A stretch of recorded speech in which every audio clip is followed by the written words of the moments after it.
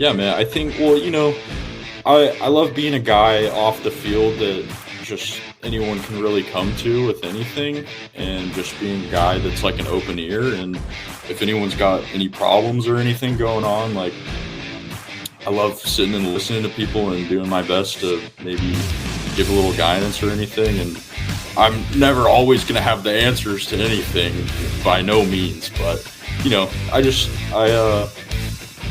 I like being a guy like that where, teammates can come up to if they've got anything going on, and, just being kind of a support. So.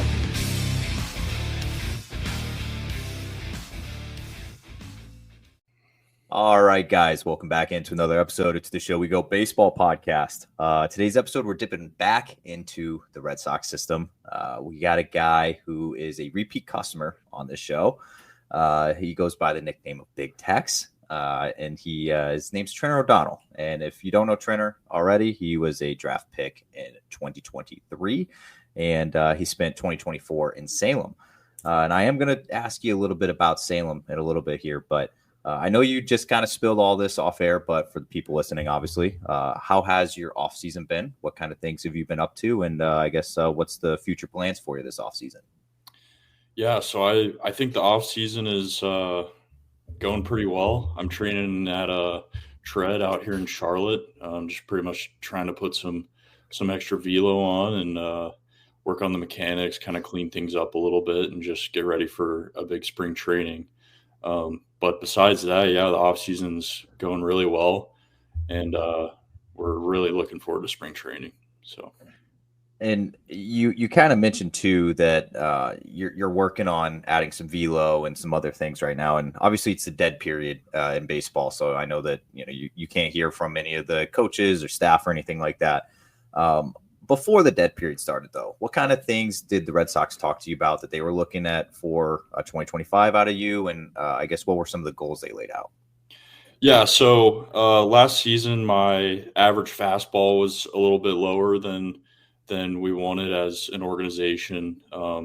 So pretty much the main emphasis going into this offseason was just getting my numbers up to where the org wants me to be. And I have my own personal goals as well, and I'm just really focusing on hitting those marks and really going into spring training as a guy where they can say, wow, this dude really worked hard in the off season, and he came in here with something to prove, and he put in the work, and he's just a guy that is pretty much not going to let anyone take anything from him. So that's my mindset going through the off season. And the off season is super long. So sometimes it's hard to see the bigger picture, but if you kind of stick to a day-to-day basis type of mindset, then it makes things a lot easier. Yeah, and I feel like the off season is long, but at the same time, it's pretty short too. Like, because obviously you have you have the holidays sandwiched in too, then it's just like, okay, that takes out like some time. And before you know it, like I was just talking to somebody yesterday, and it's like spring training report date is, I think, less than 2 months for pitchers and catchers. So it's also sneaking up, but I do agree with you though. It is like long, but it's short at the same time. So for you, with your goals and what you're working on out at Tread right now, what does like the day-to-day training schedule look like? Like what kind of things are you really doing out there? And I guess, can you just take us through like what your program kind of looks like? Yeah, for sure. So pretty much, I'm a morning guy, so I get in, I mean, not super early or anything, but usually 9:30. Yeah, I guess that's not very early, but I was about to say, man, wow. I'll take that. That's the morning group. So yeah, I get in around 9:30, and pretty much just go through all my stretching and all the corrective type deals that they've kind of laid out for me. And a lot of that is a lot of focusing on like hip flexibility and a lot of T-spine stuff. So really just working on being able to kind of get into more athletic positions that I was able to last season. And right now, I'm finally built up all the way, so I'm about to start throwing bullpens here pretty soon. Really, really excited for that. I think most dudes during the off season are usually kind of itching to get back off the mound right around now.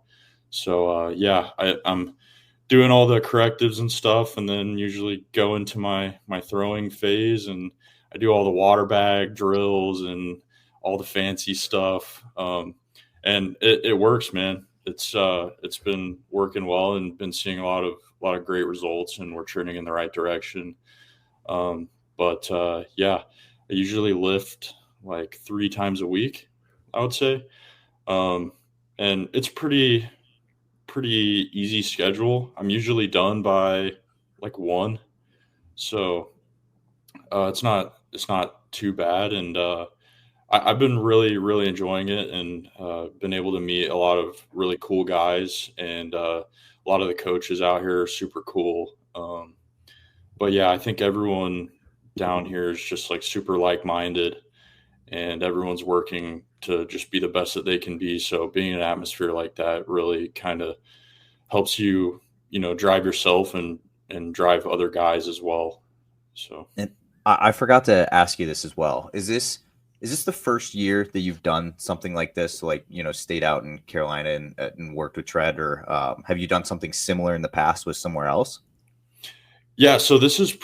I mean, this is my first full off season. So um, this is the first time that I've really kind of been away from home for this long. But going to school away from home for 4 years, I'm kind of used to it by now.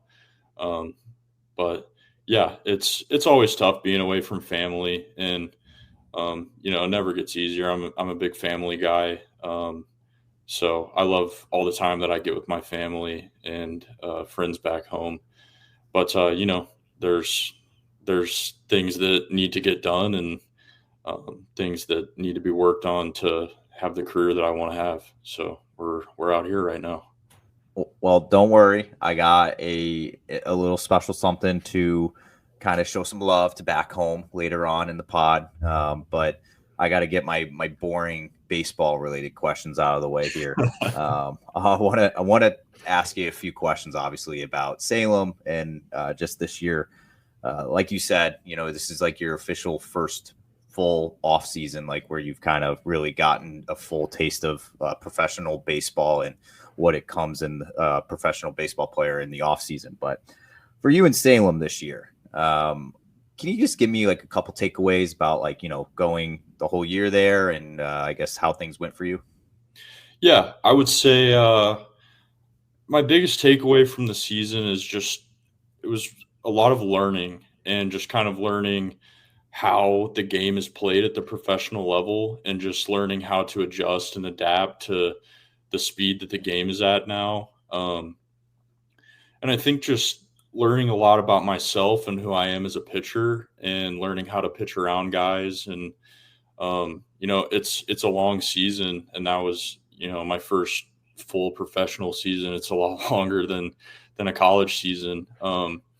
Just learning a lot about my body, and how my body works, and how I recover, and um, just kind of what I got to do on like a day to day basis to stay on the field, and be able to give the organization innings, and get guys out for them. So I think yeah, Salem was good, and I learned a lot. I would say that I didn't really have the season that I wanted to have, but I learned a lot that's gonna put me on the level that I want to be.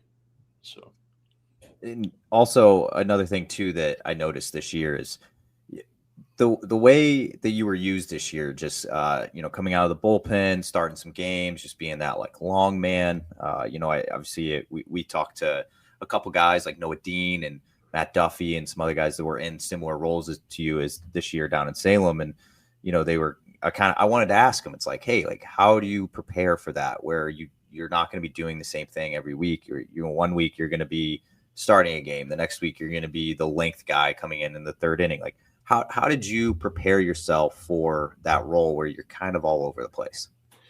yeah, I think baseball is such a mental game. I think that once you can get the mental side of things under control, everything just kind of falls into place for you. And I mean, it was a little bit of a challenge at first. I mean, I was a starter all 4 years in college, and then coming out of the pen and facing some of the best hitters around is, it was a little nerve wracking at first. But just being a guy that a team is able to just throw into any role and be able to go out and get guys out is huge. And I mean, everyone needs those kind of guys around. So whether I'm a starter or reliever, just having confidence that I'm able to get the job done at the end of the day and not really think too much about the role that I'm in, and in a certain situation.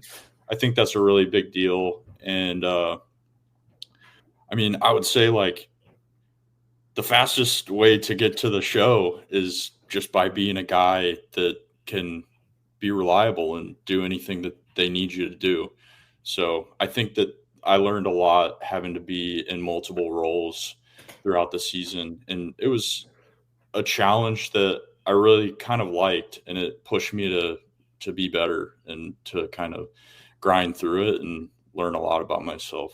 So there's always something that sticks out to me that, we spent a lot of time this past year in Worcester and around Chad Tracy, the manager there in Worcester. And always something that came up is, what they like to do with their pitchers in AAA even is like they want to expose them to every single thing before they get there, right? So it's like for example, there was, Zach Penrod and Hunter Dobbins, guys like that, they're on the verge whenever they were on the verge of going up to the bigs. And he's like, hey, we want to see how this guy does in 1 inning spurt, 2 out of the pen, 3, all this.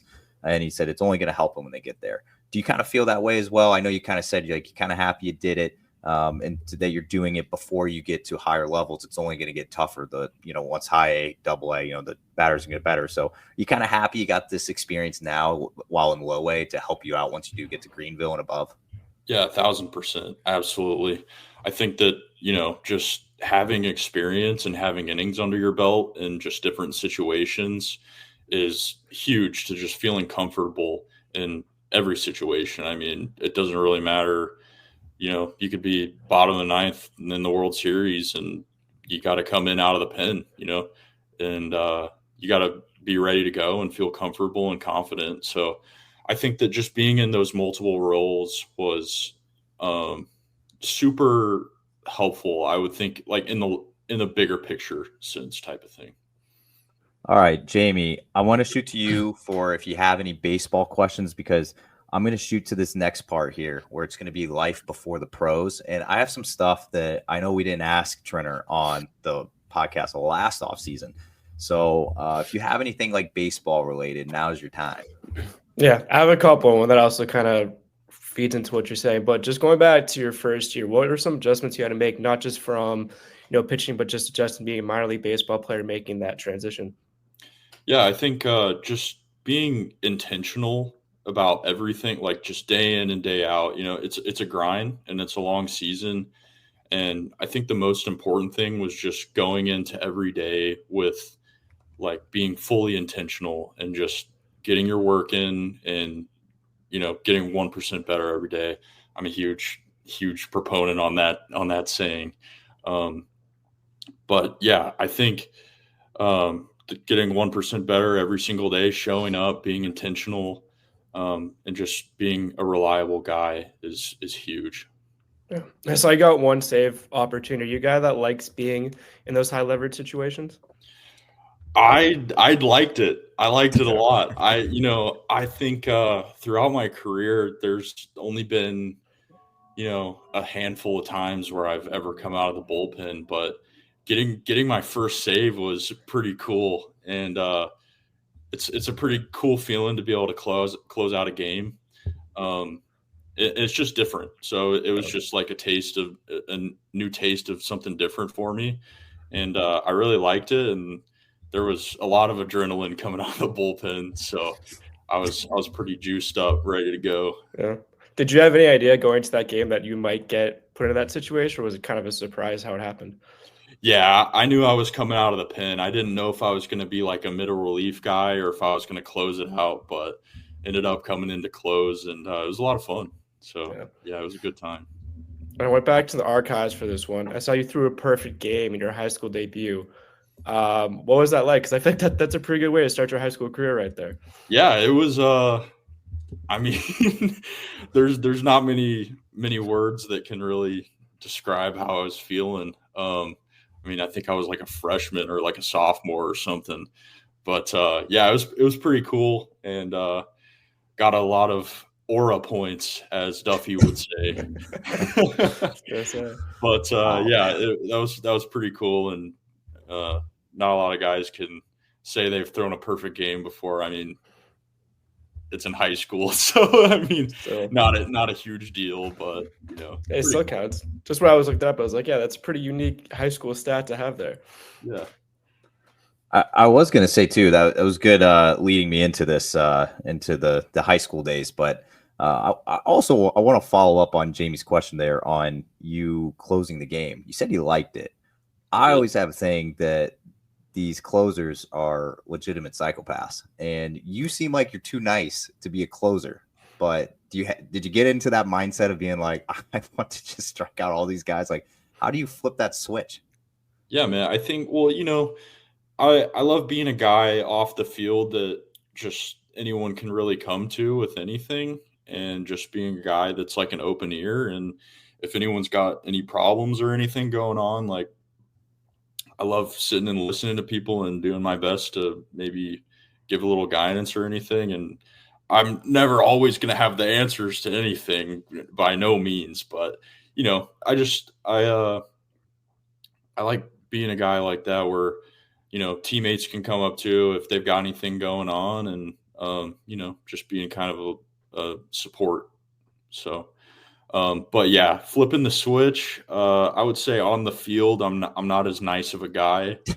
That's kind of my little getaway from all that stuff. So when I'm on the mound, it's a different ball game, and you know, at the end of the day, I'm trying to earn a job at the big league level, and trying to prove that I belong there. And I'm not gonna bow down to anyone, let anyone take anything from me. So I think there's definitely a different mindset and a little bit more of a ugly attitude out there for sure, especially out of the bullpen. So, well, I will say, when I said psychopaths, I meant it in the good way. Obviously, I always joke with like guys like Jonathan Brand, and when AJ Politi was in the system, and you know, those guys were like closing games and some of the affiliates. And I'm just like, you guys got to be just a tick crazy in the head to just be like, I want the ball in my hand up one, like bottom of the ninth. Like, I don't know, you gotta have it. But okay, I am switching here to life before pros here. I don't know if we asked you some of these questions last year, but I'm just going to do it again anyway, because I am curious, and I don't think I did ask any of these. I like to start this off. You know, you grew up down in Texas. You're obviously Big Tex, but who got you into baseball? That'll be my dad. Yeah, my dad. I mean, I've been playing baseball for, man, feels like as long as I can walk. But yeah. Yeah, started out in T-ball, and my pops was my coach. So That'll do it. Yeah. So, you know, my dad was always just pushing me, and always wanted me to be the best version of me. And, you know, regardless of there being a professional career to come out of it, you know, there's lessons to learn from playing sports and being in that atmosphere and being on a team. And, you know, you just learn a lot from being in those certain atmospheres. Like, you learn how to work as a team, you learn how to lead people, you learn how to not freak out when big situations come up. And, you know, not everything in life is going to go perfectly. So just being able to kind of roll with the punches and adjust on the fly is something that I've definitely learned from the game of baseball. And it definitely applies to life as well. But yeah, I would say my dad was the biggest supporter and fan, pushing me through all the crazy times over the years. I did see too that you do have a younger sibling, Matthias, and I think I've seen you share some things on like Instagram and things, kind of like rooting him on and everything. What was that like being the older brother growing up and having a sibling that I would assume looked up to you in a way and wanted to also play baseball and all the things that you did as well. So what was that like, kind of having him growing up and then watching him now, like at his age now and what he's doing? Yeah. So I mean, it was really cool, and it's I love being the big brother. So it's cool to have someone younger and that hasn't really experienced getting punched in the face too much by life yet, and just kind of being able to guide him as he you know takes on the world. He's a freshman at Ole Miss this year, so he's not playing ball anymore. He wants to go into a different path, but everyone's got their own thing, and I'm super proud of him, and he's got a great head on his shoulders, super smart kid. And I think he's going to be successful in whatever he does. So, but yeah, it was cool. And being able to kind of share some special moments over the years with him, whether it's going and watching him at his games or him coming to watch me. We got to share a lot of cool moments.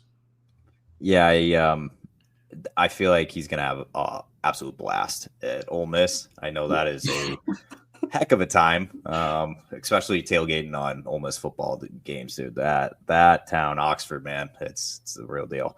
Yeah. I never, I couldn't find this information online anywhere. What did you major in? I was a business administration major. Okay. Yeah, so I went the business route, but I was pretty focused on filling up the zone. So okay.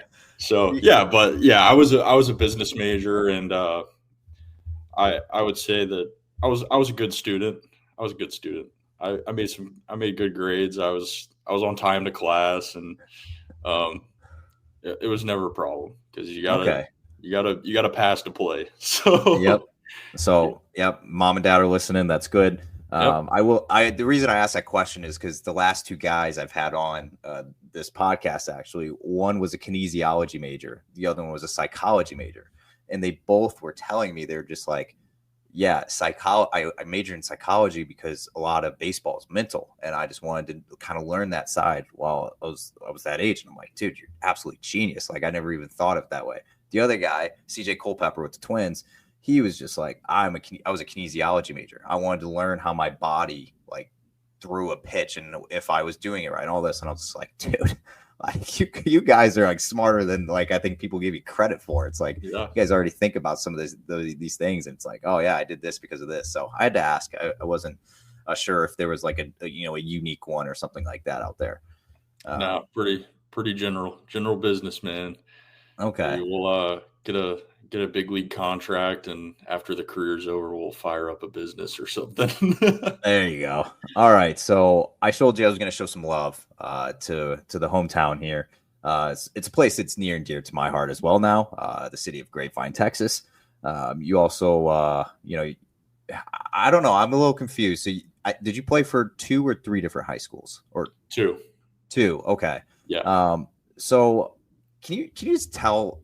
All right. So here's this question. I know that Texas is a baseball hotbed. There's no like secret about that. Everybody knows a lot of athletes come from Texas. You hear California, Texas, Georgia, Florida, blah, blah, blah. Like a lot of guys come from there. But what was it like for you? Like, did you have to go against like guys that are in the pros now? Like, what was playing in your neck of the woods down in a suburb of Dallas like for you in high school, and how did that prep you for going to college? I mean, man, the competition down there is no joke. I mean, it seems like there's at least 3 or 4 dudes on each team that are going D1. So, and I mean, I got pretty lucky. I got to face Bobby Witt. I don't really know what year it was. I think it was like a summer ball tournament or something, but I'm pretty sure I gave up a home run to him. So maybe one of these days I'll get back at him. But yeah, the competition is no joke. I mean, it seems like everyone is just kind of bred to, be a extreme athlete of some sort. I think I played on like a 8U T-ball team, and I think just about every single kid on that team ended up playing a Division I sport at some capacity. So, I mean, it was just pretty ridiculous, man. I mean, we do it different down in Texas, man. You say everything's bigger in Texas, and the sports are bigger, the schools are bigger, and it's just kind of a way of life down there. Honestly, it's a lot of fun though.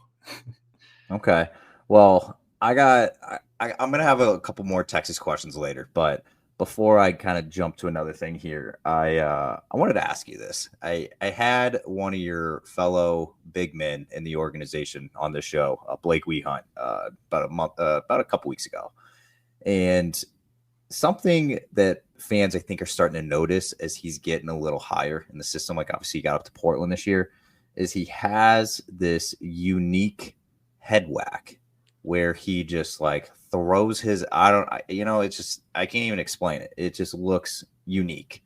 And he's a big dude, he's 6'7". You're also a big guy. You're what, 6'8"? I don't want to discredit you there. So how come you didn't have like any unique things like that? And I learned the backstory on him on like why he did it, because his dad kind of taught him like, to reach down for it while pitching. Being as tall as you are, how hard was it to kind of get your mechanics to where they are today? Like, did it come with just a little more training and prep? Like, I guess, how did that like kind of come to fruition? Yeah, I would say, just kind of, I had a pretty big growth spurt like my sophomore year of high school, and just having to struggle through just feeling super awkward and like lanky and uncoordinated. Just, it wasn't very fun. And, just a lot of like mechanical struggles came along with that. And I think just as time goes by, I just get more and more comfortable, and training and doing all that stuff, getting stronger. It's definitely a huge help trying to just get more athletic. And it's not super easy for guys like Blake and I. We're huge dudes, so it's not easy to move like some of these, super athletic guys. But we have to adjust, and maybe Blake's adjustment was throwing the head down a little bit. And, for me, it's kind of just using my size and using it to my advantage. I mean, my biggest outlier is my extension, how close I release the ball to the plate. So, I mean, I could be, it looks like I'm throwing the ball from like 50 feet. So it's, everyone has their different things that they're good at. And I think that just over time, everyone just kind of figures it out on their own and kind of grows into themselves and figures out what works for them.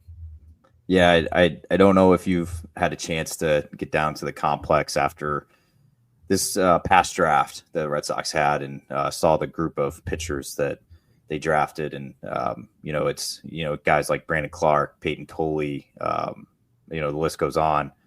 They're just some big boys. And the thing that comes to mind is they have elite extension, kind of like what you just said. And it's something that, you can teach, but it's like, it's kind of a God-given trait.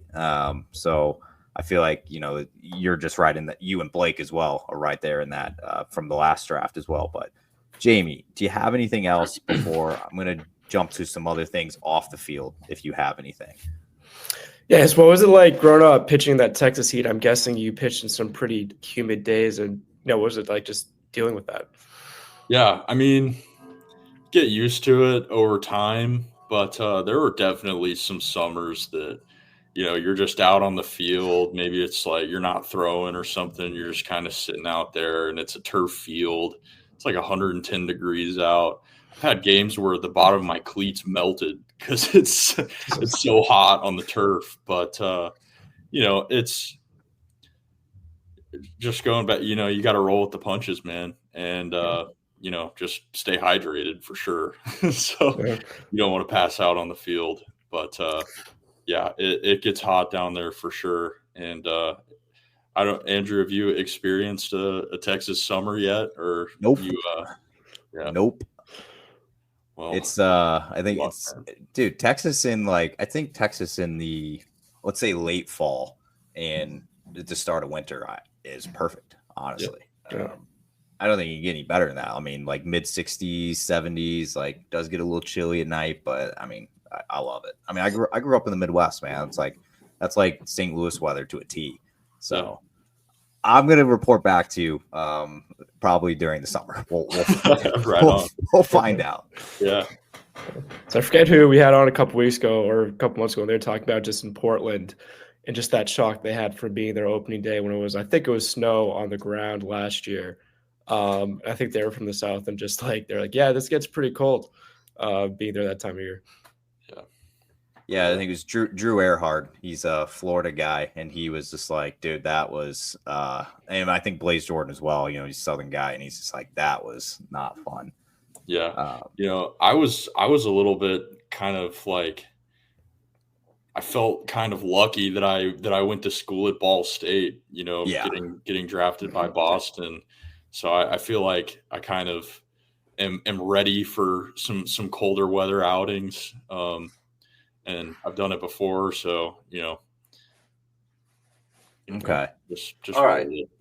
So I'm jumping the beyond the box score here. Just not, I don't know, just some off the field stuff, things. I know we asked you some things last offseason, but I got some new stuff for you. I think I know this answer too that I'm about to ask. What do you do in your free time? Like, what are you doing on an off day? What are you doing when you're not training? Like, what are you doing? Man, for the most part, just resting, recover, just take care of myself. But I love fishing and I love golfing and I love hunting. So it's usually one of the three. I also play guitar a little bit. So okay. I spend quite a few hours doing that. But everyone's got their pastimes, and those are my main ones. I would say fishing is probably my number one. I actually recently just took up backpacking. I just went on my first trip. I did like 18 and a half miles up the Appalachian Trail with one of my buddies that I met up here. His name's John Michael. He's in AAA with the Giants. So we went on a little adventure up in the mountains, but it was a lot of fun. It was challenging for sure, but never back down from a challenge, man. Holy cow, 18 and a half miles. I would probably not leave my bed the whole next day. I feel like I'd be. I need a couple weeks. Yeah, man. Seriously. That's impressive, man. I mean, I thought I knew what you were going to say. Everybody gives me the golf or the Call of Duty, whatever it is, but I do have a question. I have a golf question later, so we'll figure that one out. Okay. All right, this is one that I'm just generally curious about. When is the last time that you were completely clean shaved and had just a high and tight haircut? Man, probably like my freshman year of college. It's been that long? Yeah. I've had some sort of either long hair or facial hair. And I've decided that the facial hair is probably the best look for me. I've got quite the baby face when I don't have a beard. So I think we're going to stick to either the mutton chops or the beard. And I think I might let the hair grow out a little bit, see if it adds a little velocity on for me. So it's touching like the back of my shoulders. It's pretty curly, but I think having some flow going down at spring training is going to be pretty cool. Yeah, won't be like too hot yet in Florida. Then obviously, like if you're starting the year in Greenville or whatever, it's I feel like Greenville summers are pretty nice. I like Greenville in the summer. Okay, that was just me. I was just curious about that. I just had to ask because I know obviously you change it all. We were talking about that earlier, but yeah, I was curious. All right, don't think too hard about this one. But if you were not playing baseball in the professionals, what would you be doing right now? Oh boy, man, I would probably be starting to try to start my own business, doing something. That's what my dad did. So I kind of grew up watching him try to, or not try, but running a business, and that's something that I've always been interested in because I love leading people, and I think that's a trait that I've been fortunate to pick up. But yeah, I think maybe going into like commercial construction or something along the lines, maybe some architecture type stuff. I always just find that stuff really fascinating, and I love using the imagination to see what I can conjure up in the brain. So something along the lines of that for sure. Yeah. It's always cool to like hear like what guys have in mind, and obviously you're not, nobody plays forever. Obviously everybody's going to have an end of their baseball career one way or another, and it's always cool to kind of hear like, hey, if I wasn't doing this, I'd probably want to do that. So I like that answer. Yeah. All right, we're jumping into a couple Mount Rushmore questions here. Obviously I just need your top fours. I learned recently that you are a big Dallas Stars fan, and I was unfortunate enough, I guess, to go to a Dallas Stars Bruins game, and the Stars scored 8 points, and I had a Dallas Stars song chanted in my face for the entire night, and it's still stuck in my head to this day. But with that being said, you're a Dallas guy, and I'm sure you have some favorite athletes over your life, and I want to know, just this is the Trennor O'Donnell Mount Rushmore of Dallas athletes in your lifetime. Who would you put in your top 4? Oh man. Well, okay, let's see here. I'm gonna go with Brendan Morrow. He's got to be up there. Wow. Okay. That's a good poll. I loved watching Brendan Morrow. I mean, my dad and my mom and dad used to take me to all the Stars games growing up. But I just loved watching him play, and hockey's one of my favorite sports to watch. I mean, it's just action packed all the time, and something's always going on. And a guy like Brendan Moore, I mean, he was just a beast on the ice. So super fun to watch. I would say next, I'm probably going to go with Adrian Beltre. Oh, yeah. Yeah, got to spend a lot of time like primetime Rangers, like Adrian Beltre, Elvis Andrews, Josh Hamilton. I really enjoyed when Napoli was with the Rangers. He was pretty fun to watch, and same with Prince Fielder. But I would say Brendan Morrow. I'm going to throw Mike Modano on there as well. Oh yeah, pretty epic career. And he just got a statue put up out at the American Airlines. I saw it. Yeah. So yeah, I'm going to go with Morrow, Modano, Beltre, and I'm going to throw Nolan Ryan on there as well. Oh, yeah. Okay. You know what though? Those are some good polls for a guy who's pretty young. Because I tell Jamie and Chris and these guys that we do this with, and I'm just like, it's kind of weird, like saying like who'd you like watching growing up, and they were like, oh, I think I got Felix Hernandez the other day. I was like, oh shoot, I was like 10 when he was still playing, it's like I was way older than you guys are, so it's like one of those things where it's like, holy cow, man! Like you said, Mike Napoli, and we just watched him win a World Series in Boston. It felt like yesterday. Yeah, I know it was a while ago, but I think it's a solid 4, man. It's probably, and I love the hockey polls there. I feel like I don't really get too many hockey polls, so I appreciate that out of you. Yeah. All right, next Mount Rushmore. It's going to be the harder one of the two. It's going to be, food is near and dear to my heart, and I think every one of us on here can appreciate it. So again, this is another Trennor O'Donnell Mount Rushmore, but I need food chains. It can be fast food or sit down. I need your top 4. Okay, let's see here.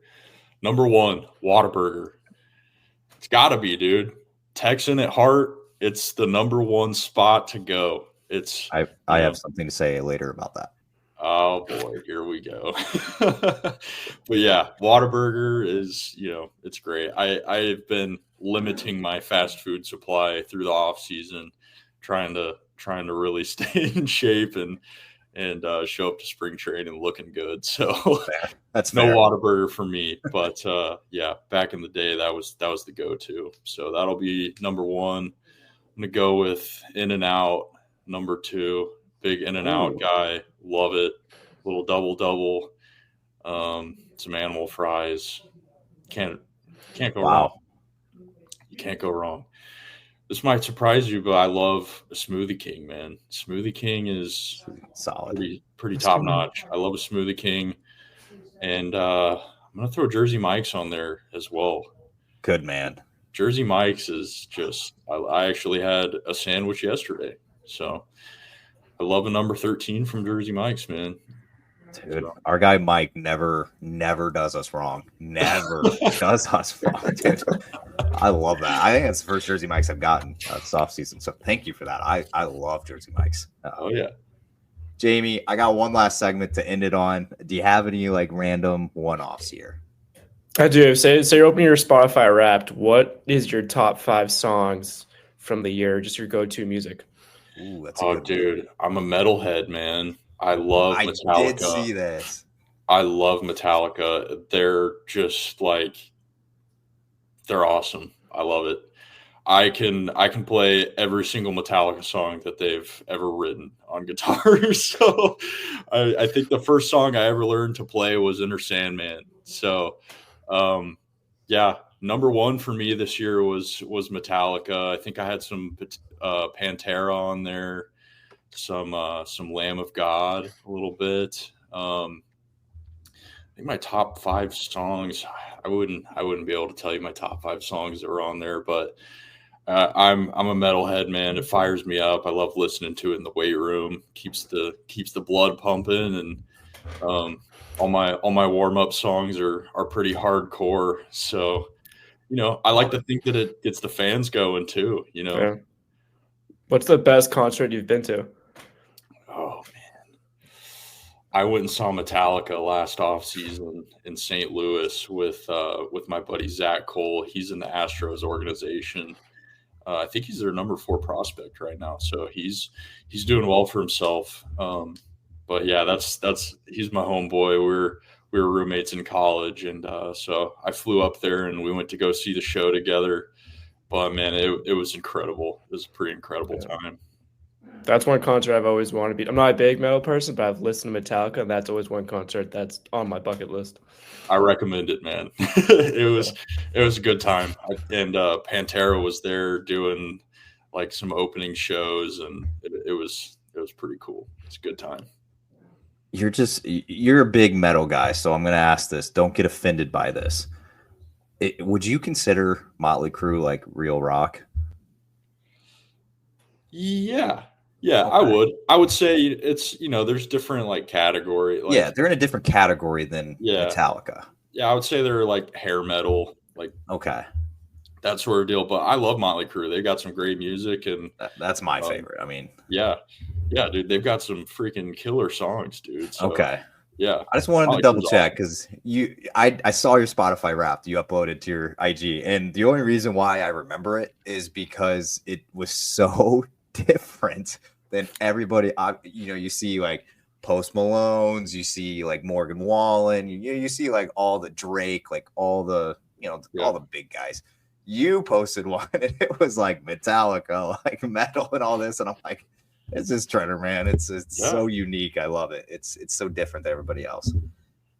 Yeah. All right. I mean, I love country music, and I listen to rap sometimes, but it's not my favorite. And I love rock music, man. It just kind of resonates with me more. And I think probably because I've played guitar, I've played for like 15 years now. So I just love that sort of music, and I like kind of hearing what different artists are doing and kind of trying to pick it apart with my brain. But metal is the way to go for me, man.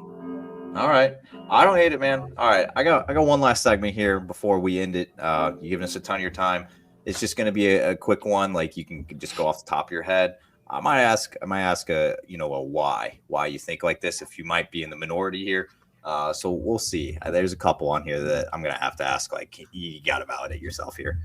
So the first one, I'm going to start off a very easy one. In-N-Out or Whataburger? Whataburger.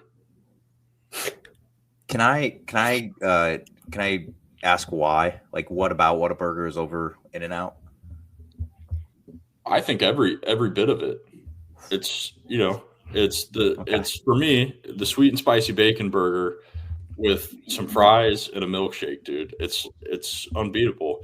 And I think part of it is because Whataburger is like the Lone Star State. You think That's of a fair. burger, you're going to get a Whataburger when you're in Texas, man. So I mean, I'm a loyal guy. I got to stick with a Whataburger. I love In-N-Out. Don't get me wrong. I love You listed them both earlier, so that's why I had to ask. yeah, but for me, Whataburger. Okay. If there was a way that we could combine the two restaurants, because I love the burger from In-N-Out and the fries from Whataburger, and if you make that a restaurant, it's my favorite. But the burger at Whataburger tasted like a Dairy Queen burger. It was just like a step up above it, which isn't a bad thing. Love that. But yeah, and then the fries at In-N-Out were terrible. So all right, that one was a controversial one. But we're moving on. If you had to pick between these two TV channels, are you watching HGTV or History Channel? History Channel for sure. Good man. Yeah, dude. If you had to pick Florida Heat or Texas Heat, Texas Heat. they're both bad. Yeah, they are both bad, but man, the humidity is just Florida's a different. It's draining, man. It's draining. Okay. Sunflower seeds or bubble gum? Oh wow. I'm gonna go with seeds. Good yeah, man. I love some dill pickle seeds. You picking a day game or a night game? What time of year is it? Let me rephrase this then, because I've had I think a lot of people have been saying day games here, but let's just say it's a Sunday day game or Tuesday night game, and it's August. Man, I'm gonna go with a night game. Okay. I like playing at night. I think it's just a different feel, and I think night games are like a little bit more high energy from the crowd, I think. And I'm a guy that I love feeding off energy. So if it's jam packed and loud, then I love it, dude. It's awesome. But Okay. yeah. I've been getting a lot of day games. I've been surprised. I thought it would just be all night games, so that's why I keep asking it, because I'm always curious. Tough one for you here. Jamie Benn or Tyler Seguin? I got to go with the captain, man. Jamie Benn for sure. But I mean, dude, Tyler Seguin is next level, man. He's a dude. They're both dudes. I feel like there's not a right answer to that, but I'm going with Jamie Benn. I feel like he's just an all-around guy, and I think I really like the way that he carries himself. And he just seems like super professional, and I like the way that he goes about his business. So I'm going Jamie Benn. I know this one. I have a couple different ones here. I'm going to ask you a few different ones, but I know you're a Ball State guy, and you're Ball State through and through. But I'm going to ask you about a couple schools in Texas. You got to choose between the two. Okay. Are we going Longhorns or are we going Aggies?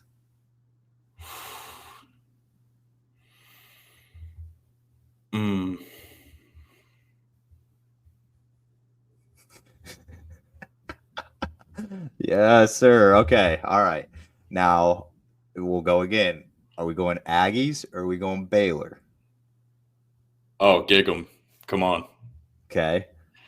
Now we going A&M or we going TCU? Gig 'em. Okay. Now SMU or Texas A&M? A&M. Really? Yeah, man. SMU, man. They're like in the college football playoff this year, repping Dallas. I was at the A&M Texas game this couple weeks ago, and it was a lot of fun. It was brutal to watch. Yeah. But it was pretty cool. And Kyle Field is just insane, dude. There are so many people there. Oh, I think at the tailgate they were actually they were actually cooking a longhorn over a fire, like a full grown longhorn, just rotating over the fire. And like right before kickoff, they went and sawed the horns off of it. So, Dude, just the SEC, man, it's just a different place. different. Like I don't know, man. I was, I'm a Mizzou guy. I got to show some love, but we used to do the tailgates where we roasted the pig, but I feel like that's a little, for when we played the Razorbacks.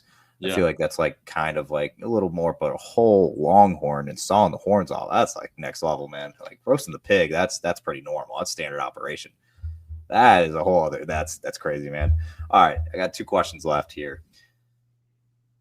Let's do this one first. Another food one, and then I got a baseball one to kind of end it. Would you choose a cheeseburger or a chicken sandwich? Oh man, is it Chick-fil-A? You can whatever you want it to be. Oh man, I'm gonna go with a chicken sandwich. Okay. Yeah, it can be Chick-fil-A because Zaxby's doesn't have chicken sandwiches, so yeah, I'll stick with. Have you been to Whistlebritches yet? Yes, sir.